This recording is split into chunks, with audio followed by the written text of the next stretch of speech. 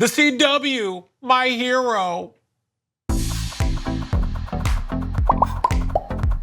Hey, before we get into the next clip, why don't you go check out TYT's brand new audio network at tyt.com/audio.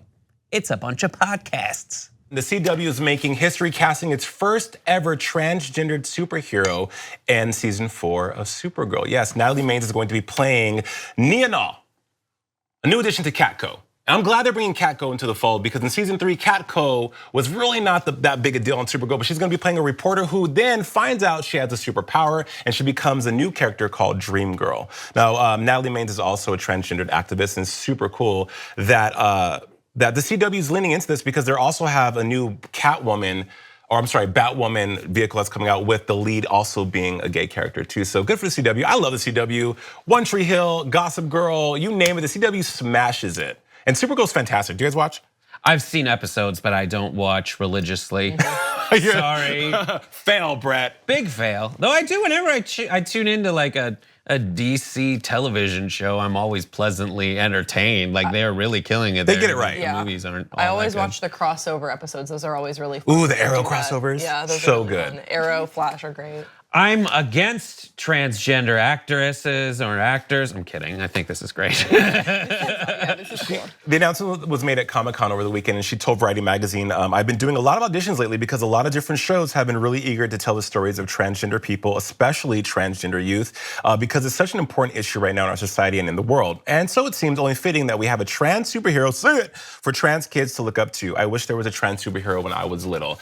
That message right there, you guys, was super important because for my generation, anytime you saw any LGBTQ plus person on camera, their storyline was always dire, dramatic, death, AIDS, shrouded in negativity.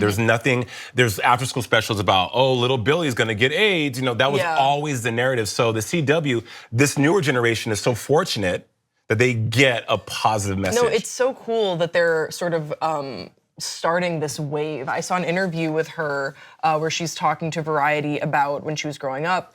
Most of the roles that she saw for trans women were played by cis men, and they were predominantly like in the sex work industry. Right. And those were the sorts of stories that they were telling. And so for her to be making her debut as a superhero is just sort of indicative of how far we've come and how exciting the future is. Janet Mock also said the same thing. I love Janet Yeah, me too. Go ahead, Janet Mock. She had said that, Janet Mock is also a writer and producer on a show on FX called Pose. Watch it, it's amazing. And she said that, I'm glad I have the chance to pen these stories instead of someone else just trying to interpret my life for me.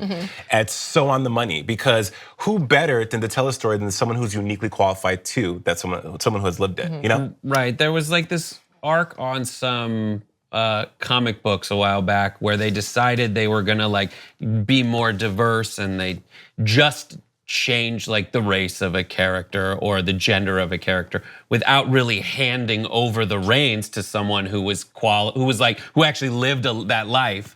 And so there was this space between of just things that read false because they were like, I guess if he's black, he lives in the city and things are hard for him because he's black. And then they were like, oh no, let's hand this over to someone who actually knows that story. And that's when it started taking.